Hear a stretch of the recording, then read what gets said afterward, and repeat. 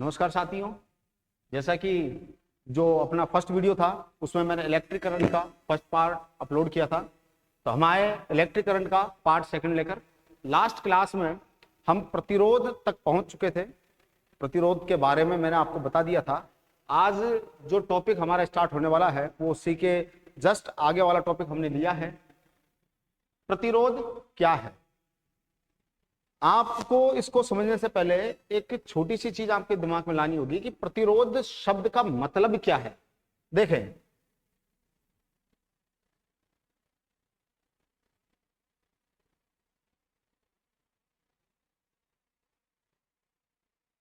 Suppose कीजिए ये कोई हाईवे है, ठीक है। जनरली अपन ने देखे अपना रोड, गांव का रोड ले सकते हो आप, या फिर किसी राष्ट्रीय राजमार्ग को आप, एनएच को आप ले सकते हैं। इसके अंदर सपोज करो इस रोड के इस साइड में यहां ये आपके घर हैं।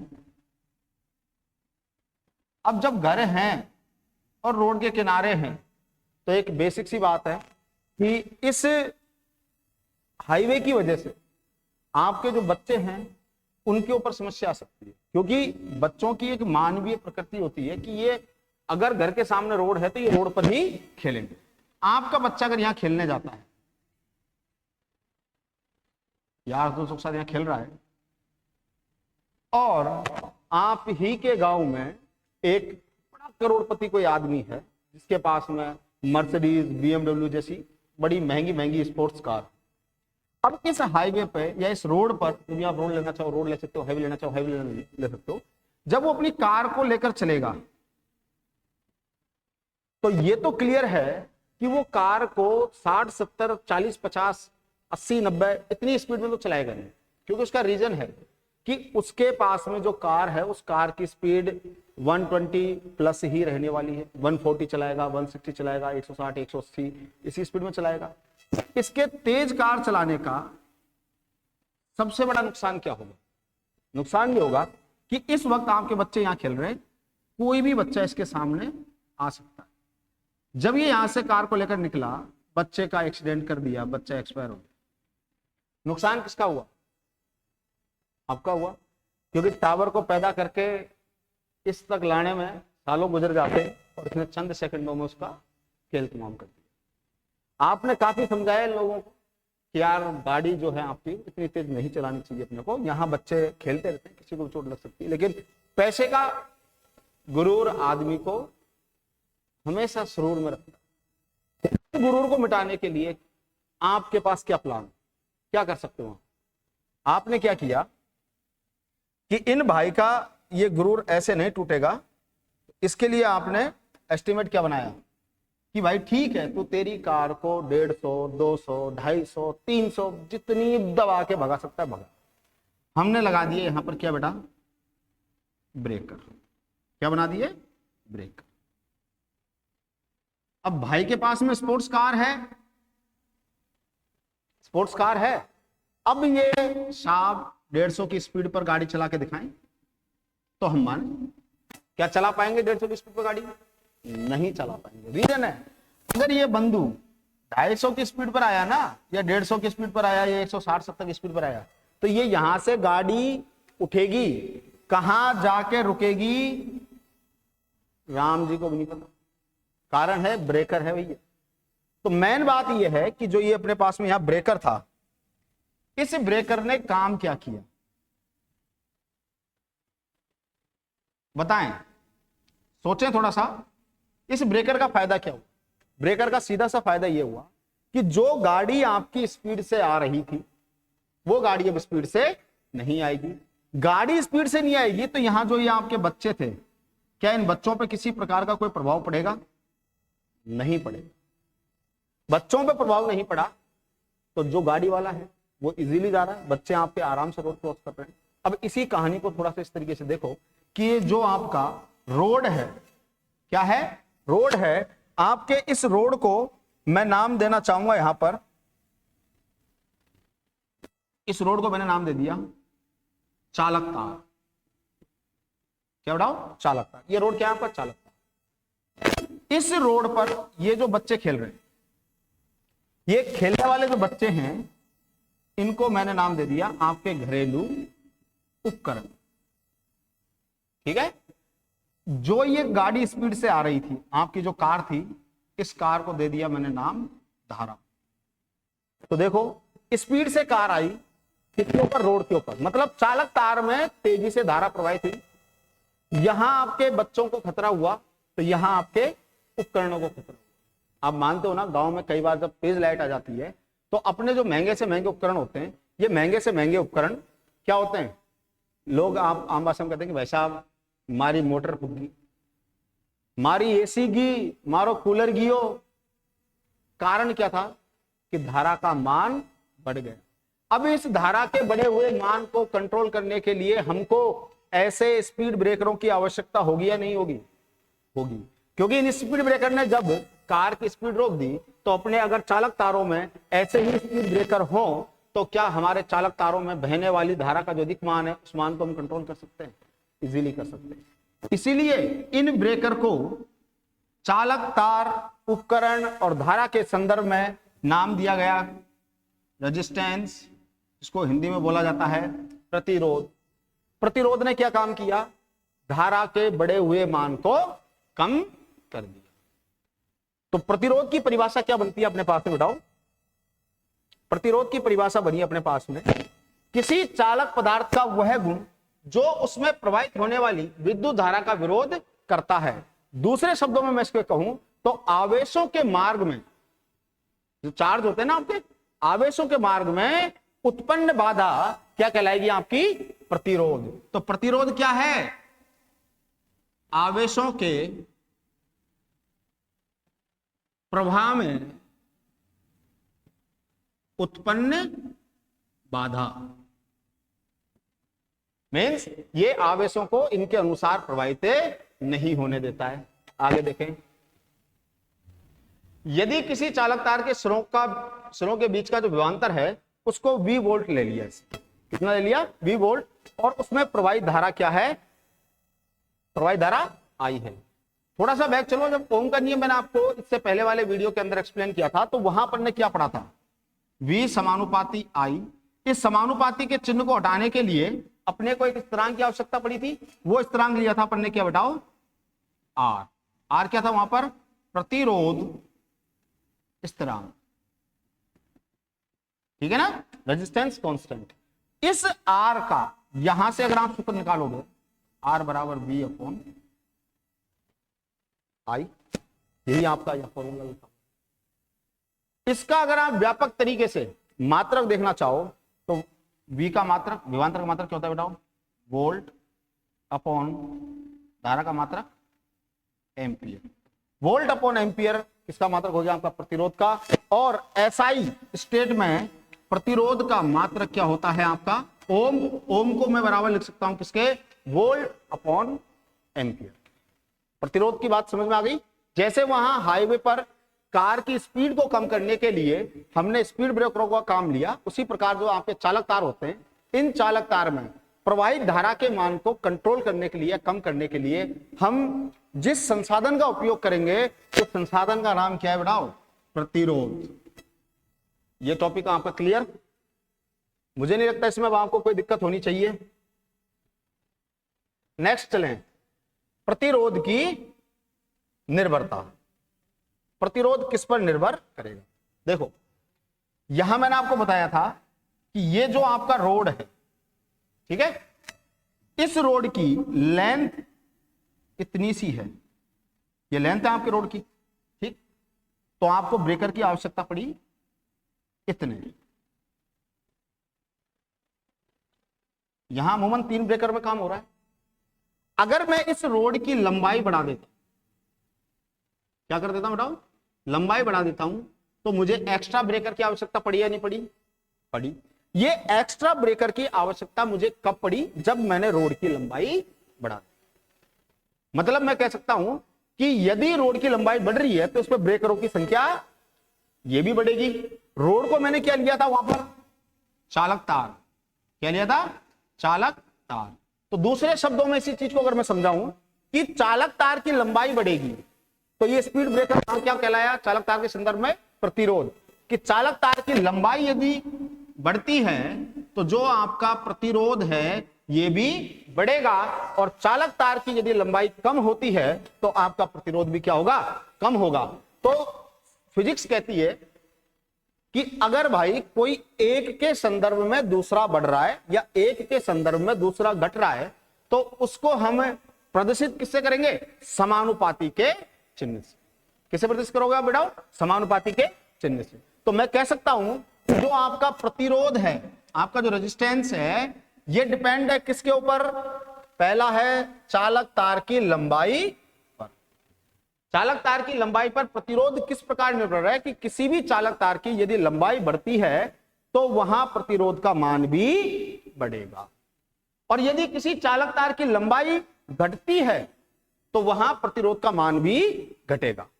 ठीक है, चालक तार की लंबाई अगर बढ़ी तो प्रतिरोध भी बढ़ा, ठीक है, चालक तार की लंबाई घटी तो प्रतिरोध भी आपका घट गया। तो मैं कह सकता हूं कि जो आपका आर है, आर क्या है, रेजिस्टेंस, आर क्या बेटा आपका रेजिस्टेंस, प्रतिरोध, एल क्या है आपकी चालक तार की लंबाई।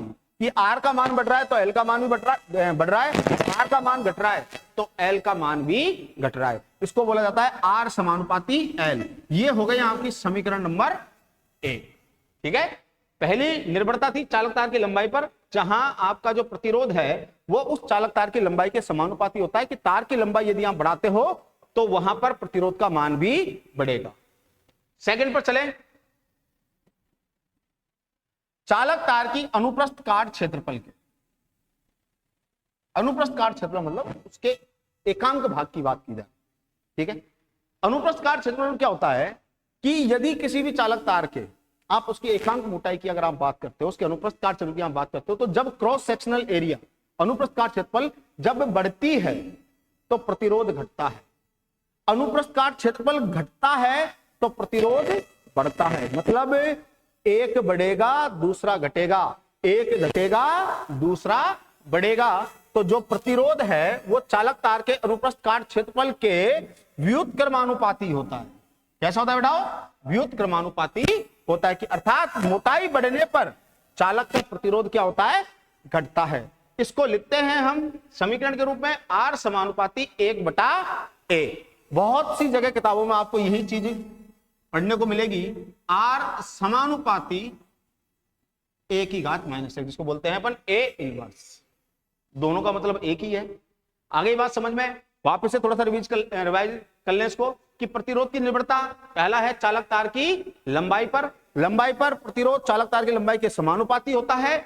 और अनुप्रस्थ काट क्षेत्रफल की बात की जाए तो प्रतिरोध चालक तार के अनुप्रस्थ काट क्षेत्रफल के व्युत्क्रमानुपाती होता है, आर समानुपाती एल और आर समानुपाती 1/a। ये हो गया आपकी दूसरी समीकरण। दोनों समीकरण आपको याद रखनी है, आगे काम आएंगे। क्लियर, अगली स्लाइड पर चलते हैं। देखें, यहां मैंने आपको बताया था पहली जो आपकी समीकरण थी वो पहली समीकरण आपको क्या इंडिकेट कर गई कि जो आपका प्रतिरोध है वो समानुपाती है किसके, चालक तार की लंबाई के, आर समानुपाती एल। दूसरी बोल के गई आर समानुपाती 1/a। ये समीकरण नंबर 2। देखिए बेटा, दोनों में कॉमन आर, प्रतिरोध के बाद में जो एक सामान्य चिन्ह आपको दिखाई दे रहा है, दोनों में दिखाई दे रहा है, वो क्या है, समानुपाती का चिन्ह है। ऊपर की साइड में क्या है आपका एल है, नीचे ए। ठीक है, तो आर समानुपाती L/a। क्या ये आपका सूत्र बना, नहीं, सूत्र नहीं बना। सूत्र जब बनेगा जब एक पद दूसरे पद के बराबर हो। इसी को अपन ने आगे लिया, आर बराबर, यहां एक समानुपातिक चिन्ह मुझे यूज करना है जिसको हम बोलते हैं रो। तो आर बराबर रो इनटू ऊपर क्या था एल अपॉन में क्या है ए। ये सूत्र बनकर आपके सामने आया, आर बराबर rho into L upon A. R यहां पर आपका प्रतिरोध है, रो आपका एक समानुपातिक स्थिरांक है जिसको रेजिस्टिविटी या क्या बोलते हैं बेटा अपन, प्रतिरोधकता। क्या बोलते हैं इसको, प्रतिरोधकता, जिसको विशिष्ट प्रतिरोध के नाम से भी जाना जाता है। अगर आपसे यहां पर किसी भी चालक तार की प्रतिरोधकता दी हुई है, उसकी लंबाई दी हुई है या उसका अनुप्रस्थ काट क्षेत्रफल दिया हुआ है और आपसे कहता है कि इस चालक तार का प्रतिरोध क्या होगा, तो आपको सूत्र कौन सा लेना है, R बराबर रो इंटू एल अपॉन ए। पहले वाला नहीं, V इक्वल आई आर यहां पर काम नहीं करेगा, यहां काम क्या करेगा, R बराबर रो इंटू एल अपॉन ए। इसी से बेटा अब देखो अपन रो का मान निकालते हैं, यहां से रो बराबर ये क्रॉस मल्टीप्लाई हो जाएगा R इंटू ए अपॉन एल। ये सूत्र आ गया आपके पास में बेटा किसका, प्रतिरोधकता का। क्लियर, R बराबर रो इंटू एल अपॉन ए प्रतिरोध का सूत्र हो गया, रो बराबर R इंटू ए अपॉन एल, ये किसका हो गया, आपका प्रतिरोधकता का सूत्र हो गया। ठीक है, इसी सूत्र से अगर मैं मात्रक की बात करूं, देखो मात्रक आप सभी को रटोगे, गलत बात है, रटना तो किसी भी चीज को नहीं है, समझ लो कैसे बनाना है, चुटकियों का खेल है। मैं आपको पहले बता चुका हूं, आर रेजिस्टेंस प्रतिरोध, प्रतिरोध का मात्रक क्या होता है बेटा आपके पास में, ओम, क्या होता है, ओम, इनटू ए अनुप्रस्थ काट क्षेत्रफल। क्षेत्रफल हमेशा मीटर स्क्वायर में निकाला जाता है, किस में निकाला जाता है बेटा, मीटर स्क्वायर में। क्लियर, तो ओम इंटू मीटर स्क्वायर बटा एल क्या है आपकी, यहां पर एल आपकी लंबाई है, और बेटा लंबाई हमेशा किस में मापी जाएगी, मीटर में। तो ohm into metre square upon metre, इस मीटर से मैंने यहां से 1 मीटर काट दिया, एक सिंगल मीटर रह गया, तो आपके पास में अंतिम चरण बचता है ओम इंटू मीटर। प्रतिरोधकता का जो मात्रक है वो क्या है, ओम इंटू मीटर। क्लियर, प्रतिरोधकता विशिष्ट प्रतिरोधी कहलाती है। अब देखें यहां पर R बराबर रो इंटू एल अपॉन ए, इसको थोड़ा सा अपन याद लेते हैं, इस वाले पोर्शन में आप थोड़ा सा समझने की कोशिश कीजिएगा। R बराबर रो इंटू एल अपॉन ए, ठीक है। यदि L का मान 1, A का मान भी 1 हो, जैसे मैंने L 1 मीटर लंबा तार ले लिया जिसका अनुप्रस्थ काट क्षेत्रफल है 1 मीटर स्क्वायर, ठीक है, तो इस टाइम पर क्या आ जाएगा, R बराबर रो इंटू 1 अपॉन 1, 1 से 1 को काटो तो ठीक, ना काटो ठीक, आपस में गुणा कर लोगे तो भी मान सेम रहना है। तो ये समीकरण क्या बन गया बेटा वो आपके पास में, R बराबर रो, मतलब यहां पर प्रतिरोध का मान बराबर आया है किसके, प्रतिरोधकता के। तो आप कह सकते हो कि कोई भी एक ऐसा चालक तार जिसकी लंबाई 1 मीटर हो या एकांक लंबाई तथा अनुप्रस्थ काट क्षेत्रफल 1 मीटर स्क्वायर हो, एकांक अनुप्रस्थ काट क्षेत्रफल, परिभाषा क्या बनी कि किसी भी एकांक लंबाई तथा एकांक अनुप्रस्थ काट क्षेत्रफल वाले चालक तार का प्रतिरोध ही विशिष्ट प्रतिरोध या प्रतिरोधकता कहलाता है। क्लियर, बाकी सारी चीज मैंने नोट्स के अंदर लिख रखी है, इजीली आप स्क्रीनशॉट लेकर इसको कंटिन्यू कर सकते हो। स्लाइड आपके पास हमेशा मौजूद रहेगी और मैं कोशिश करूंगा कि अब जो आने वाली हमारी क्लासेस वगैरह हैं, जितने भी मैं आपके पास में आपको वीडियो अवेलेबल करवाऊंगा, उन सभी वीडियोज की एक सॉफ्ट कॉपी बनाकर मैं अपने चैनल पर अपने वीडियो के साथ ही अटैच करके डाल दूंगा, जिससे बच्चे अगर किसी प्रकार से यहाँ पर कंटिन्यू नहीं देख पा रहे हैं या नहीं देख सकते हैं और लगता है उनको कि नेटवर्क इश्यूज वगैरह हैं, जो वीडियोज को कंटिन्यूटी के साथ में फॉलो नहीं कर पा रहे, वो पीडीएफ के माध्यम से जो नोट्स मैंने आपको यहाँ पर क्लियर करवाए हैं, उन्हीं नोट्स को आप घर बैठे अपने पास में 24 आवर कभी भी चेकआउट कर सकते हो। प्रतिरोधकता की परिभाषा वापस देख ले कि किसी पदार्थ की प्रतिरोधकता या विशिष्ट प्रतिरोध उस पदार्थ के एकांक लंबाई और एकांक अनुप्रस्थ काट क्षेत्रफल के तार के प्रतिरोध के बराबर होता है। दूसरी बात बताओ, आपके एग्जाम में जो कॉम्पिटिटिव एग्जाम है, इनमें सबसे अच्छा क्वेश्चन प्रतिरोधकता के बारे में एक बहुत बेसिक क्वेश्चन है जो आता है, जिसके बारे में आपसे बात करना चाहूंगा कि प्रतिरोध की जो निर्भरता है वो तो चालक तार की लंबाई अनुप्रस्थ काट क्षेत्रफल के ऊपर डिपेंड थी, ठीक है। क्या प्रतिरोधकता भी चालक तार की लंबाई और अनुप्रस्थ काट क्षेत्रफल पर निर्भर करती है? करती है क्या? नहीं करती है। बहुत से बच्चे इस चीज की गलतफहमी में रह जाते हैं कि भैया जो प्रतिरोधकता है ये प्रतिरोधकता भी तो प्रतिरोधी है। अरे प्रतिरोधकता और प्रतिरोध में किसका मतलब है? प्रतिरोध और कता। भाई अंतर थोड़ी ना है शब्दों का ज्यादा। प्रतिरोध के पीछे कता लगा दिया, क्या बन गया? प्रतिरोध। ये देखो प्रतिरोध प्लस कता, हिंदी वाले ध्यान मत देना, कोई संधि नहीं पढ़ा रहा हूं बेटा, मैं तो केवल नॉर्मली समझा रहा हूं कि तुम ये मत सोच लेना कि प्रतिरोध है कथा लगा दिया, इसी के पारिवारिक सदस्य हैं, परिवार में तो भैया सबकी एक ही जाति चलती है, ऐसा कुछ नहीं है, सिस्टम अलग है। और सिस्टम क्या कहता है कि प्रतिरोध जहां निर्भर करता है वहां पर प्रतिरोधकता का कोई भी काम नहीं है। प्रतिरोध चालक तार की लंबाई, अनुप्रस्थ काट क्षेत्रफल पर निर्भर होगा, प्रतिरोधकता नहीं होती। प्रतिरोधकता केवल और केवल पदार्थ की प्रकृति पर निर्भर करती है। किस पर निर्भर करेगी? पदार्थ की प्रकृति पर। प्रकृति मतलब कि भैया जो चालक तार है, इस चालक तार में करंट भी प्रवाहित होता है या नहीं होता है? होता है तो कितना होता है, नहीं होता है तो क्यों नहीं होता है? और जब चालक तार में, इससे पहले वाली वीडियो में आपको बताया था कि प्रतिरोध पैदा क्यों करवाया, किन के अंदर आवेशों का प्रभाव हुआ, किन में नहीं हुआ, ये पदार्थ की प्रकृति को दिखाते हैं कि वो चालक है, कुचालक है या अर्धचालक है। तो प्रतिरोधकता की निर्भरता किस पर होती है? किसी भी पदार्थ की प्रकृति पर, कि वो चालक है, कुचालक है या अर्धचालक है। उड़ाओ। और हां, एक बात, आपके पास रेलवे में बहुत ही अच्छे क्वेश्चन आते हैं इसके प्रतिरोधकता के। देखो,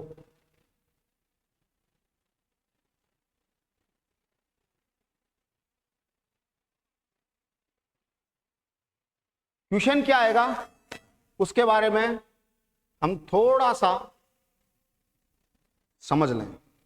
देखें, ये स्क्रीन मैंने बिल्कुल ब्लैंक रखी थी आपके क्वेश्चन के लिए। देखो, किसी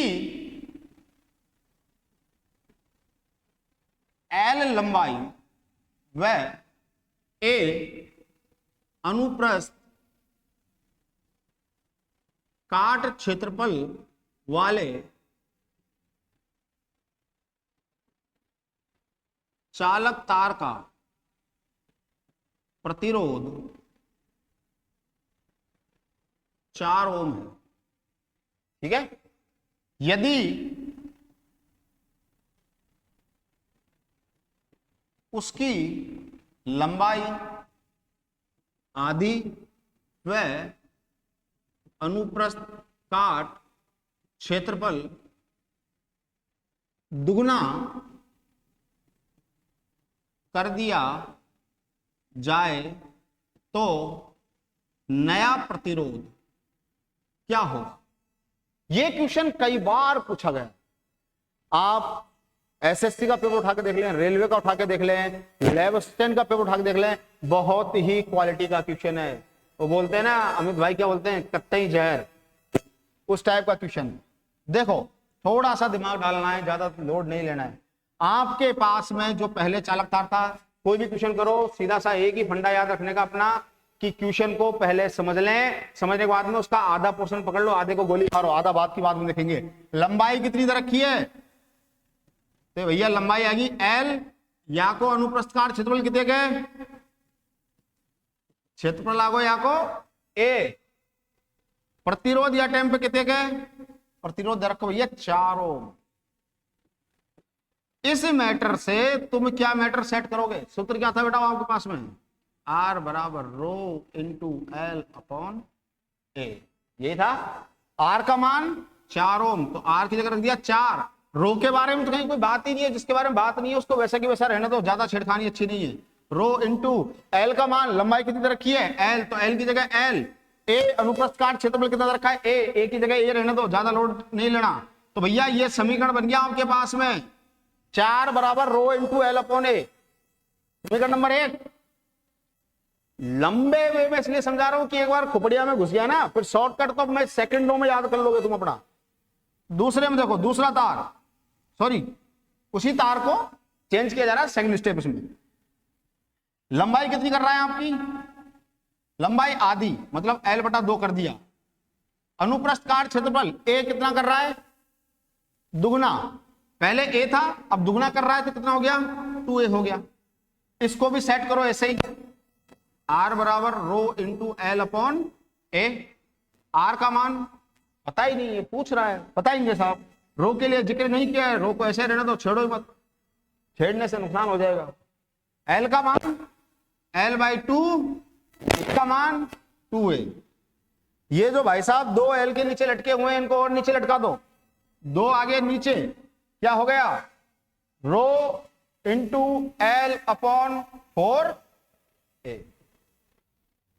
ये 1/4 अगर आप बाहर रख लें कोई दिक्कत थोड़ी है, रो इंटू L/a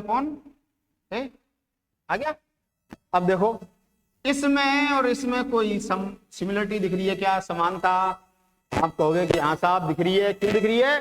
कि भैया रो इंटू L/a का मान तो 4 दे रखा है, तो इस 4 को यहां से उठाकर यहां विराजमान करवा दो। यहां विराजमान करवाते क्या आया देखो, इसी समय को इधर कर लें, जगह कम बची हुई है। 1/4 इंटू 4, 4 से 4 कट गया, कितना आया? 1। कोई दिक्कत आया क्या? नहीं आई। अब कि साहब इतना लंबा चौड़ा सवाल हम कैसे करेंगे? तो खोपड़ी में एक बात याद रखो कि यदि आपको लंबाई L दे रखी है और अनुप्रस्थ काट क्षेत्रफल A दे रखा है, वापस से आ जाए, लंबाई कितनी दे रखी है सवाल में? L दे रखी है, अनुप्रस्थ काट क्षेत्रफल A दे रखा है, और उसका प्रतिरोध R कोई भी मान दे रखा हो। जैसे मैंने कह दिया कि यहां 10 ओम है या 20 ओम है, 50 ओम है, 100 ओम है, कितना भी हो, लोड नहीं लेने का। इसका समीकरण सीधा सीधा क्या बनेगा? 10 ओम है तो 10 बराबर 10 ओम ले, 10 ओम बराबर कर दो 20 ओम है, 20 ओम बराबर कर दो 50 ओम है तो 50 ओम बराबर कर दो, 100 ओम है तो 100 ओम बराबर कर दो। हमेशा ये बनेगा रो इंटू L/a। कोई रगड़ा ही नहीं, जितना आपको प्रतिरोध का मान रखा है वो रख दो, उसके बराबर में ये समीकरण तो रखनी है आपको। कि अगर आपको सवाल दे दे कि किसी L लंबाई तथा A अनुप्रस्थ काट क्षेत्रफल वाले चालक तार का प्रतिरोध 50 ओम है, तो 50 बराबर रो इंटू L/a। ये कह दे कि भैया L लंबाई A अनुप्रस्थ काट क्षेत्रफल वाले चालक तार का प्रतिरोध 100 ओम है, कोई दिक्कत नहीं है, 100 बराबर रो इंटू L/a। अब क्या कहे, बाद में कह दिया लंबाई को वहां आधा किया था, ये कह दिया लंबाई मैंने 2 गुनी कर दी, कर दे। अनुप्रस्थ काट क्षेत्रफल मैंने 1/3 कर दी, कर दे भाई, क्या दिक्कत है? जितना करेगा उतना ये हो जाएंगे। तो यहां देखो R बराबर सीधा सी बात है, ये सूत्र बना था रो इंटू L, तो L थी यहां पर, यहां L कितनी है? 2 गुनी है, तो 2L कर दो, 1/3 है, तो कितना करोगे? 1/3a, जो A/3 हो गया, ये नीचे से ऊपर चला जाएगा, रो इंटू 6L/a। ये क्या बन गया? Rho into L/a multiply by 6। इसका मान ऊपर कितना था? 10 ओम था, 10 रख दो, 20 था तो यहां 20 रख दो, 40 था 40 रख दो। ये पैटर्न याद रहा अगर आपको, ये पैटर्न अगर आपने याद रखा, तो ये मैं आपको दावा करता हूं कि आप 2 से 3 बार प्रैक्टिस करो। जो आपका 1.5 से 2 मिनट ट्यूशन खाता है, ये केवल और केवल आप 10 से 12 सेकंड में कर लोगे। लेकिन कब? जब ज्यादा प्रैक्टिस करी तब। मैं कितना ही गला फाड़ के चिल्ला लूं, कितना ही तुमको क्वेश्चन करवा लूं, लेकिन जब तक प्रैक्टिस तुम नहीं करोगे तब तक कुछ भी नहीं होना जाना है। अगर ढंग से चीजें समझनी है, समझाता तो भैया देखो जो स्टेज पे खड़ा है वो हर आदमी पढ़ाना जानता है, हर आदमी पढ़ा सकता है, लेकिन मेन बात यह है कि उसने जो पढ़ाया क्या वो खुपड़िया में बैठा या नहीं बैठा। ठीक है? और भैया एक बार में नहीं बैठती कोई बात नहीं, दोबारा करो, तिबारा। पैटर्न ये रहने वाला। ठीक है, आगे चलते हैं।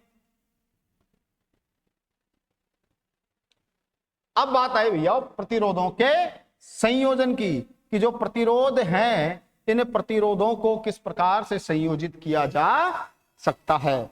तो देखो प्रतिरोधों के संयोजन के लिए वैसे तो किताबों के अंदर बताया जाता है कि प्रतिरोधों का संयोजन 3 प्रकार से किया जाता है, श्रेणी, समांतर और मिश्र। तो तीसरा वाला कोई ऊपर से नीचे तो आया नहीं, इन दोनों का ही कॉम्बिनेशन है। तो मैं पहले बात करना चाहूंगा प्रतिरोधों का श्रेणी क्रम संयोजन। श्रेणी का मतलब क्या होता है? एक लाइन। इसको आप यूं समझें,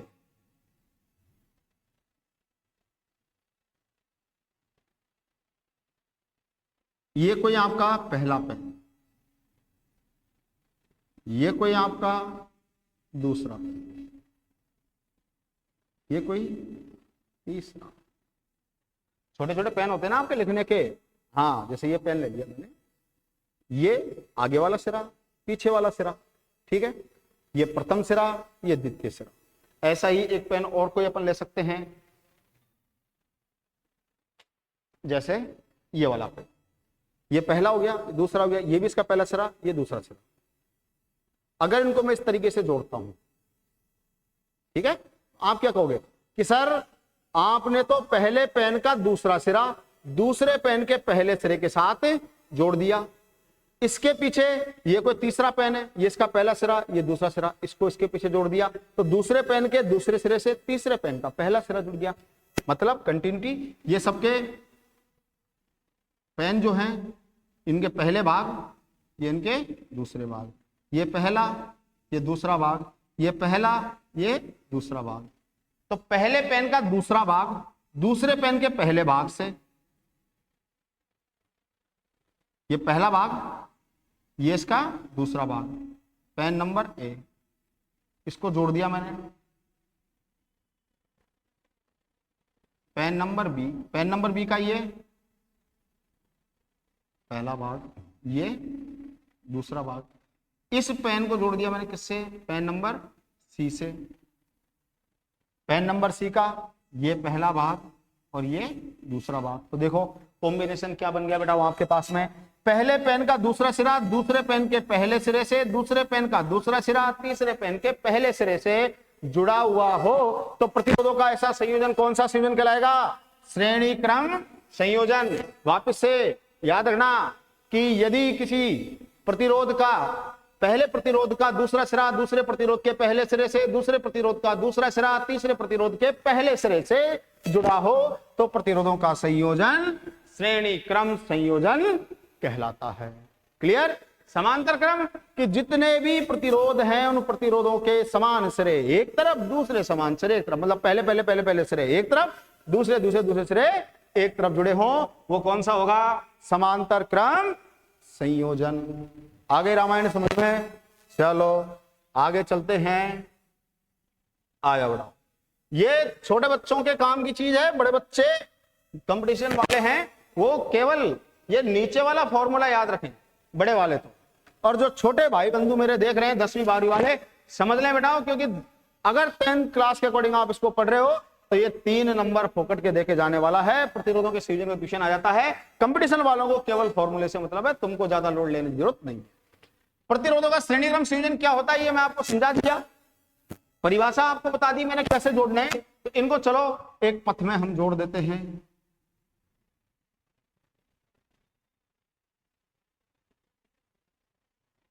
हमने लिए प्रतिरोध कितने, 3, R1 R2 R।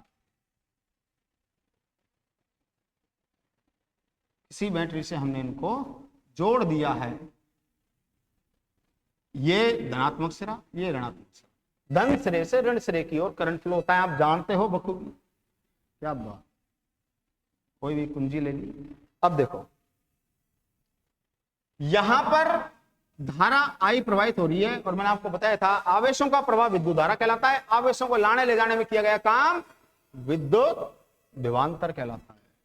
तो यहां से भैया यहां तो आ गया V1, क्योंकि धारा इधर से प्रवाहित होगी, धारा प्रवाहित होगी, आवेश प्रवाहित होंगे, उनको टोकरी को लेकर भी तो जाएगा दादा कोई सिर पे, तो उसके लिए लिख दिया V1। यहां से यहां तक हो गया V2 और यहां से यहां तक हो गया V3। समझदार वाला तो आगे ना बात समझ में। तो अब इसमें देखो ओम अंकल जो आए थे पहले वीडियो में, उन्होंने बहुत अच्छा समीकरण दिया था, याद है ना बताओ, V बराबर IR। यहां मान क्या है, V की जगह V1 V2 V3, तो V1 बराबर सभी के लिए धारा I का मान तो सेम ही है ना, कहीं I1 I2 I3 दिख रहा है क्या, नहीं दिख रहा।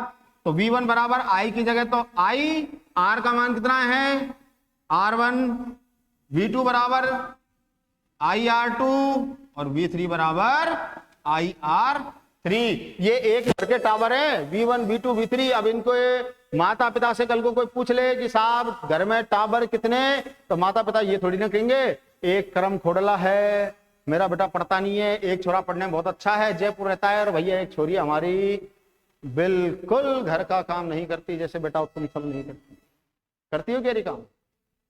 नहीं करती ना। हाँ, ये तुम्हारी बात हो रही है। तो जब इनको काउंट किया जाएगा तो वहां अलग अलग नहीं बोला जाएगा। वो साहब कहेगा साहब हमारा घर में 3 टावर। कितना टावर? 3 टावर। तो ये तो फैमिली हो गई। अब फैमिली हो गई तो जोड़ दिया जाए। तो देखो, अतः v बराबर v1 plus v2 plus v3। v का मान IR। अय्यर नहीं, बबीता जी याद नहीं आनी चाहिए, ध्यान रखना। अय्यर भाई की बात करो तो हमारे जेठा भाई नाराज हो जाएंगे, और मेरे बहुत ज्यादा फेवरेट है, सब देख सकता हूं, जेठा भाई को नाराज नहीं। v1 की जगह IR1 plus IR2 plus IR3। आगे बात समझ में? तो देखो बेटाओ, एक जैसे जलवे कोई बिखेर रहा है क्या इसमें? अरे जलवे बिखेरने पे तो ध्यान देते हो ना। हाँ तो बताओ किसने जलवे बिखेरे? अय्या अय्या अय्या। हमारे भरतपुर का एक रसिया है, कौन सा? अय्या अय्या अय्या। सुनाएंगे, टाइम मिलेगा जब सुनाएंगे। IR की जगह IR, तीनों में कॉमन आ गया बेटाओ आपका I, अंदर रह गया R1 plus R2 plus R3। I से I को खल्लास करो, R बराबर क्या रह गया? R1 plus R2 plus R3, जो यहां ऑलरेडी गिवन है। ये मैंने समझा दिया, ये धरोहर मैंने आपको दे रखी है। कोई लोड नहीं है ना? लोड ठीक है, देख लो। अब कंपटीशन वाला कहेगा कि साहब अगर इतनी फिजिक्स समझ में आ गई होती तो आज हम भी IIT करके बैठे होते। ऐसी बात नहीं है बेटा, IIT नहीं होती इस, ठीक है? तुमको लोड नहीं लेना, तुम भूल जाओ कि ये कुछ पढ़ा भी अपने को केवल इतना सा याद रखना है, R बराबर R1 R2 R3 कि यदि श्रेणी क्रम संयोजन में प्रतिरोध आ जाए तो क्या करना है? जितने प्रतिरोध हो सबको जोड़ देना। कि जैसे एग्जांपल के तौर पर मैं आपको कहता हूं कि किसी चालक तार में, या कोई भी जो आपका सर्किट ले रखे, अपन को भी सर्किट की बात करते हैं, चलो ठीक है, चालक तार में गोली मारो, कि कोई भी जो प्रतिरोधों का संयोजन है उसमें 3 प्रतिरोध जिनके मान 5 ओम, 10 ओम, 20 ओम, ये तीनों की तीनों श्रेणी क्रम संयोजन में जुड़े हुए हैं, तो भैया कुल प्रतिरोध क्या होगा? ज्यादा लोड नहीं लेना, ये R1 है, ये R2 है, ये R3 है, 5 और 10 15, 15 और 20 30। अरे जोड़े तो सही है ना? बोल दिया करो भाई, गलती हो जाए। हाँ, फ्लो में मैं बह जाता हूं। वो कहते हैं कि फीलिंग्स बाहर निकलने स्टार्ट हो जाती है मास्टर की। चलो, श्रेणी क्रम संयोजन कंप्लीट। आ जाते समांतर पर चलते हैं। कहां गया समांतर? चलो आ गया आपका समांतर, इसकी बात करनी है। देखो 3 प्रतिरोध थे, R1 R2 R3, इनके समान सिरे एक साइड, दूसरे समान सिरे दूसरी साइड में,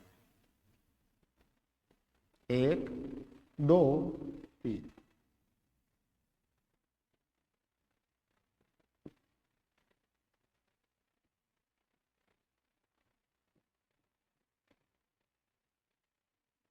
अरे आनंद तो आ रहा है ना टाबरों? बस ये चाहिए भगवान की दुआ से, जिंदगी में मौज होनी चाहिए। वो कहावत है ना कि हाल कैसे हैं कि साहब मौज हो रही है और रोज हो रही है। ऊपर बैठा है प्रभु श्री राम, देख रहा है, सबको बराबर देगा। पढ़ाई में अपने कर्मों में पीछे मत रहने दो। तो देखो बेटा, अब बात करें हम, 3 प्रतिरोध लिए मैंने, R1 R2 R3। इन तीनों के पहले सिरे एक जगह जोड़ दिए, दूसरे सिरे एक जगह जोड़ दिए। यहां पर धन सिरा, ये ऋणात्मक सिरा, धन से ऋण की ओर। चलो अब मुझे एक चीज बताओ, ये धारा आई यहां से गई, यहां आएगी, एक इधर भगेगी, एक इधर भगेगी, एक इधर भगेगी।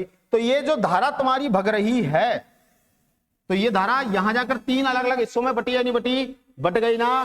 तो पहले हिस्से में जिसके जो नसीब में आई, उसके नसीब में तो आई बेटाओ I1, दूसरे के में आई I2 और तीसरे के में I3। ये प्रोसेसर नहीं है, धारा का मान है, ध्यान रखना। इधर से निकलेगी, इधर से निकलेगी, इधर से निकलेगी, यहां वापस मिलकर कितनी हो जाएगी? I हो जाएगी। चलो वापस से ओम अंकल क्या कहते हैं? ओम अंकल ने क्या बोला? V बराबर IR। वहां V का मान अलग था, इसलिए V1 V2 V3 लिया। यहां मान किसका लगे, I का, किसका, I का। तो इसमें से किसका मान निकालोगे, I का। I बराबर बोलो भाई V अपॉन R। इसी प्रकार यहां I की जगह क्या है, I1 I2 I3। तो I1 बराबर, देखो V का मान कहीं बदला क्या, नहीं बदला। I1 के लिए R का मान R1, I2 के लिए R2, I3 के लिए R3। तो I1 बराबर V अपॉन R1, I2 बराबर V अपॉन R2 और I3 बराबर V अपॉन R3। ये तीनों मान आ चुके हैं किसके बेटा, आपके पास में I के मान आ चुके हैं। अब इसमें अगर 2 एम्पियर, इसमें 3, इसमें 5 एम्पियर की धारा प्रवाहित हो रही है, तो टोटल कितनी हो गई, 2 3 5 और 5 10 कि 10 एम्पियर की धारा गई, इनमें डिवाइड हो गई, यहां गई 10। तो कहने का तात्पर्य यह है कि जो धारा I है यही I1 I2 I3 है। इसको रिकन्वर्ट करोगे वापस से I1 plus I2 plus I3 मिलकर क्या बनाएगी, I। देखें I बराबर I1 plus I2 plus I3, I का मान V बटा R, यहां जाएगा V बटा R1 प्लस V बटा R2 प्लस V बटा R3। अरे आ रहा है ना आनंद, ये लेते रहो। V बटा R बराबर, देखो तीनों में कॉमन है V, अंदर रह गया 1 upon R1 plus 1 upon R2 plus 1 upon R3।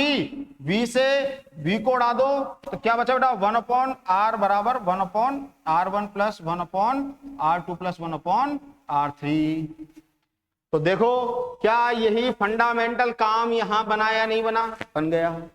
उधर से परमानेंट रहेगा, ये तुमको समझा भी दिया डायग्राम बनाकर। तो इसको थोड़ा सा ध्यान से समझ लें, रिपीट कर लें। और जो भैया 10वीं 12वीं वाले हैं पटेलों, तुम थोड़ा और ध्यान से कर लेना, अगली बार 3 नंबर दे गए तो इस वीडियो को याद रखोगे। एक वीडियो ने 3 नंबर बना के दे दिए, और क्या चाहिए बताओ। क्लियर, चलो आगे चलते हैं। स्लाइड खाली आ गई, स्लाइड खाली आ गई तो मतलब क्लास खत्म नहीं, गलत बात नहीं। मतलब अब होंगे तुम्हारे पास में क्या, आनंद की प्राप्ति होने वाली है बेटाओ। अभिभूति करवाते हैं तुमको अभी, क्योंकि अब करेंगे हम क्वेश्चंस, छोटे छोटे क्वेश्चंस। तो देखो ये कोई सर्किट का हम आपको सीन समझा देते हैं।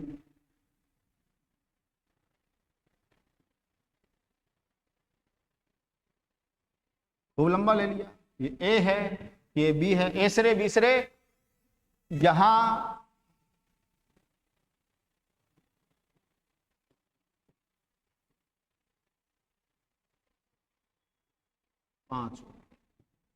इधर 5 ओम, इधर 5 ओम, 10 ओम, 10 ओम, 5 ओम।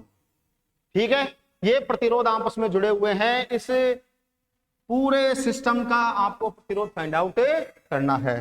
तो देखो ज्यादा लोड नहीं लेना, क्यों नहीं लेना, हम इसका कारण, ये दोनों आपको कौन से सिस्टम में दिख रहे हैं, श्रेणी क्रम में या समांतर में, आप श्रेणी में दिख रहे हैं। और तो श्रेणी में दिख रहे हैं तो लोड क्यों लेने का, क्या बोला श्रेणी के लिए, 5 + 5 R1 R2 को दोनों को जोड़ दो, कितना आया 10, कितना हो गया 10। ये दोनों किस में दिख रहे हैं साहब, समांतर में दिख रहे हैं। तो समांतर वाला सिस्टम करो, 1/10 प्लस 1/10, 10 और 10 का एलसीएम 10, 1 + 1 2/10, कितना आ गया 1/5। ये बेटा 1/5 R का मान नहीं है, ये मान है 1/R का। R का मान निकालना है तो इसको उल्टा करो, तो यहां R का मान टोटल कितना गया 5/1, जिसको अपन लिखते हैं 5। ये बेचारे भाई साहब अकेले हैं। सिस्टम सॉल्व, क्या बन गया, देखो ये बन गया भैया तुम्हारे इस प्रकार से, ये पूरा 10 ओम हो गया, ये पूरा 5 ओम हो गया, वो 5 ओम। अब वापस से सिस्टम क्या बन गया, श्रेणी बन गया, 10 5 15 और 5 20 ओम। आंसर 1 सेकंड का काम रहा ना, काहे लोड लीजिए, पूछ लेने दो, एग्जाम में कैसा भी क्वेश्चन पूछे ना, लोड नहीं लेने का। क्लियर, एक और देखते हैं, ये तो बच्चों वाले काम है। अब भैया खींचातानी करवा लेते हैं तुमसे थोड़ी सी, जिनमें सवालों को खींचना पड़ता है अपने अनुसार, उनकी आकृतियां आपको बदलनी पड़ती हैं। तो उसके लिए देखें, देखो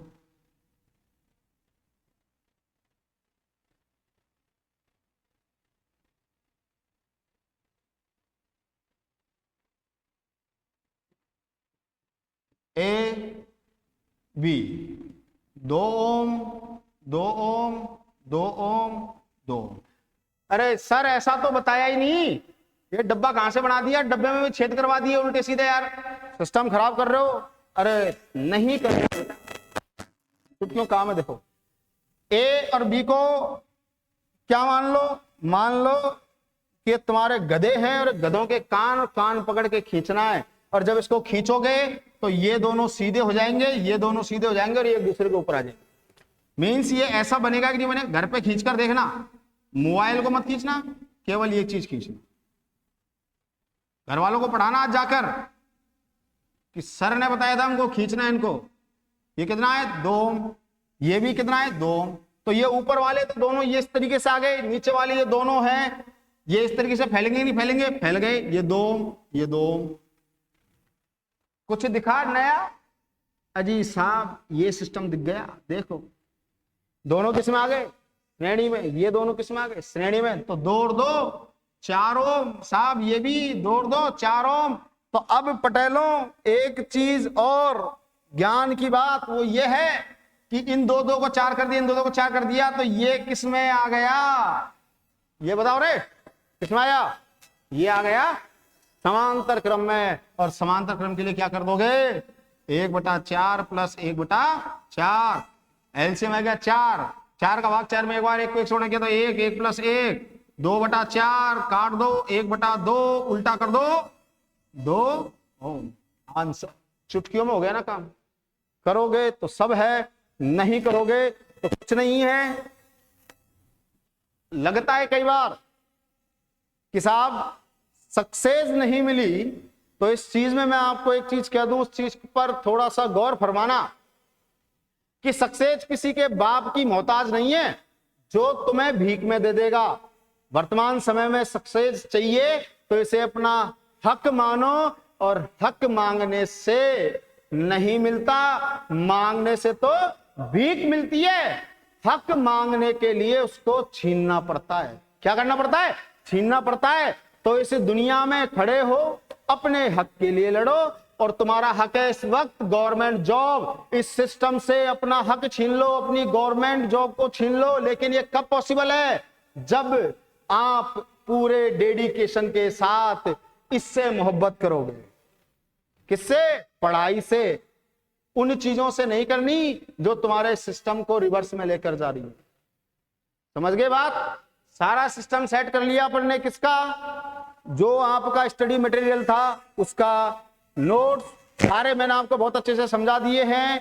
अब इसके मैंने लगभग 30 से 40 45 लगभग 40-45 के समथिंग के क्वेश्चंस होंगे, जो क्वेश्चंस ऑलरेडी एग्जाम्स में आ चुके हैं और आने की संभावना रखते हैं। उन क्वेश्चंस की एक प्रेजेंटेशन, एक पीपीटी मैंने आपके लिए तैयार की है। अगले वीडियो में हम केवल और केवल उन्हीं क्वेश्चनों पर चर्चा करने वाले हैं। यदि आपको हमारा कंटेंट पसंद आया हो तो इस वीडियो को अपने अधिक से अधिक दोस्तों तक पहुंचाने का कष्ट करें, ताकि मलाई तुम ही ना खाओ, उनको भी उनके हिस्से की मलाई मिल सके। और बेटाओ, ये चैनल मैंने पर्सनल मेरे लिए नहीं चलाया है, मेरे को इतना टाइम नहीं मिल पाता है कि मैं खुद के लिए इतना सब कुछ कर लूं। ये केवल आप लोगों के लिए है। और मैं इस मंच के माध्यम से एक बात मैं आपसे साझा करना चाहूंगा कि भविष्य में देखो, चलेगा तो सही, आज नहीं तो 10 दिन बाद में चलेगा, महीने भर का टाइम लेगा, 6 महीने लेगा, साल भर लेगा, चैनल चलेगा, कंटेंट में कोई कमी नहीं रखी जाएगी। लेकिन एक जो सबसे मेन बात है इस प्लेटफॉर्म को चालू करने की, वो बात मैं आपसे साझा कर देता हूं कि भविष्य में चैनल जब मोनेटाइज होता है, चैनल रनिंग करता है, इस चैनल से जो भी प्रॉफिट होगा, जो भी इनकम होगी, वो इनकम का 110% कंप्लीट पार्ट केवल उन बच्चों को दिया जाएगा या उनकी स्टडी में लगाया जाएगा जो किसी भी कारणवश अपनी पढ़ाई जारी नहीं रख पा रहे हैं, या पढ़ाई करना चाहते हैं लेकिन संसाधन नहीं है। उनको संसाधन बनाने में उनके पढ़ाई की जो गुणवत्ता है उसके स्तर को उठाने के लिए लगाया जाए। मेरे पर्सनल काम के लिए या मेरी जो टीम है, उस टीम के किसी भी मेंबर को इससे कोई ना तो सैलरी दी जाएगी, ना उनके जो पर्सनल खर्चे वगैरह हैं वो इससे देखे जाएंगे। पूरा की पूरा पैसा मेरा किसके ऊपर जाने वाला है, मेरे बच्चों के ऊपर जाने वाला है। ठीक है दोस्तों, मिलते हैं कल जय सिया राम।